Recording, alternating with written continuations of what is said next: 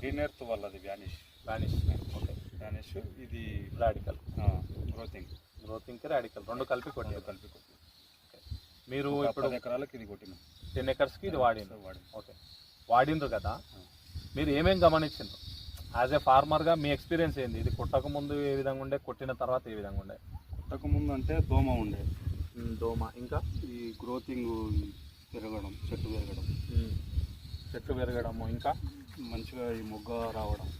Okay, మీరు radical కొట్టారు కాబట్టి మీకు మొగ్గ సట్టు కూడా కరెక్ట్ ఫ్లవరింగ్ అనేది మంచిగా కూర్చున్నది చెట్టుకు. నేను ఏడో చూడలేదు, అంటే బాగా బెట్ట ఉండే కదా. వర్షాలు కూడా లేక ఇంకా పెరుగుతుండే, వర్షాలు లేక కొంచెం కొట్టినాక ఇంకా బాగా అయింది. ఓకే, కొట్టక ముందు ఎంత హైట్ ఉండే, కొట్టిన తర్వాత ఎంత హైట్ వచ్చింది? చిన్నగా ఉండే, ఇంత ఉండే. అంటే కొట్టిన తర్వాత ఎంత పెరిగింది? ఇంత పెరిగింది. ఒక ఫీట్ వరకు పెరిగింది. ఎన్ని రోజులు?